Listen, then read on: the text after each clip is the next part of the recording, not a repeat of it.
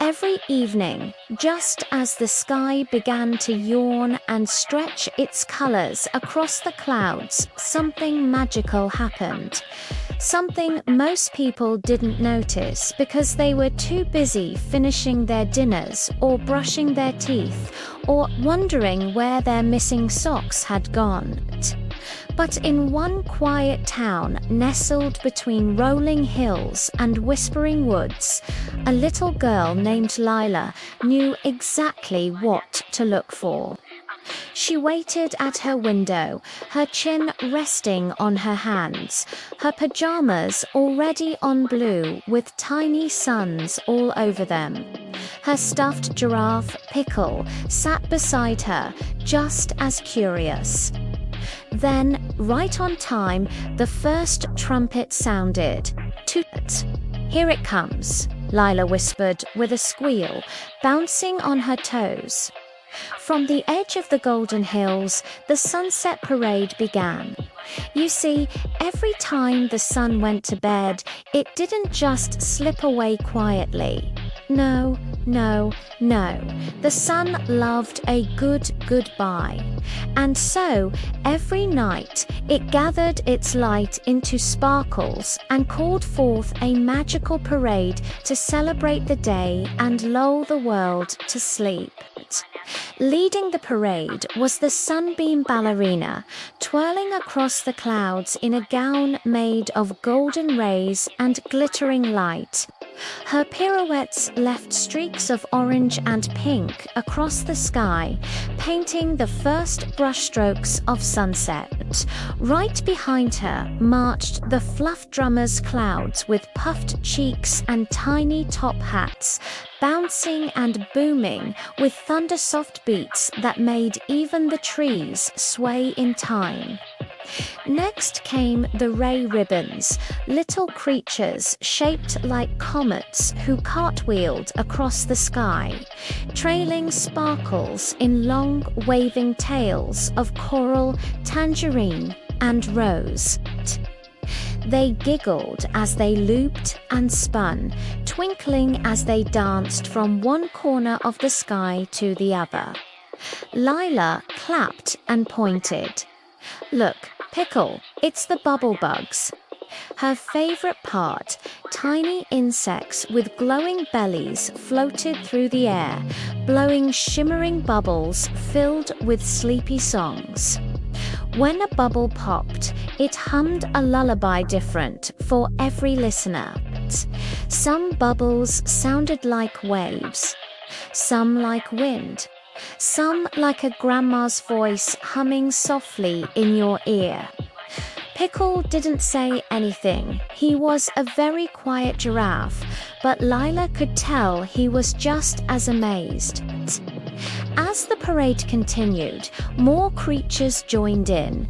Glowing parrots made of flame feathers, sunset seahorses that galloped across the sky, and drowsy fire lions that roared warm colors into the horizon.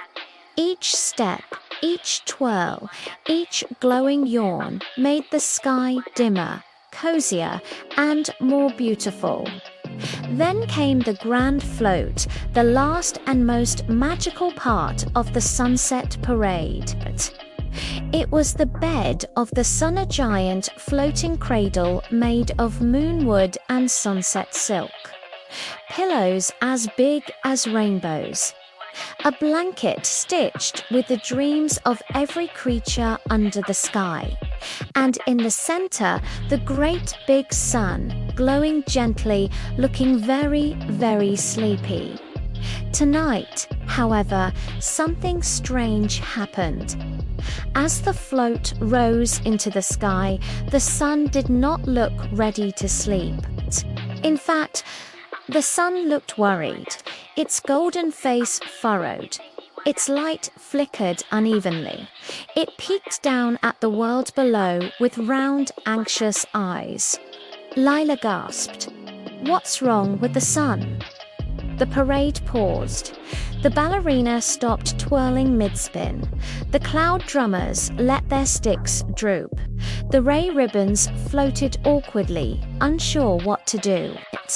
And the sun, glowing with a nervous wobble, sat up in its bed and spoke. I'm not sure if I should go to sleep yet, it said, its voice warm and round, like toasted marshmallows. The entire sky gasped. Why not? Asked the soft wind. Because the sun hesitated. What if the night isn't ready? What if the stars get stage fright, or the moon forgets her lines? What if no one feels sleepy, and I leave too soon?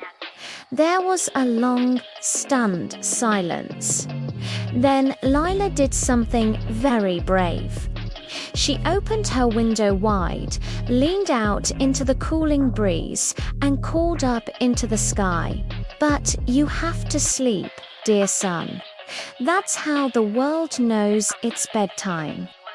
The sun turned its glowing gaze toward her, surprised.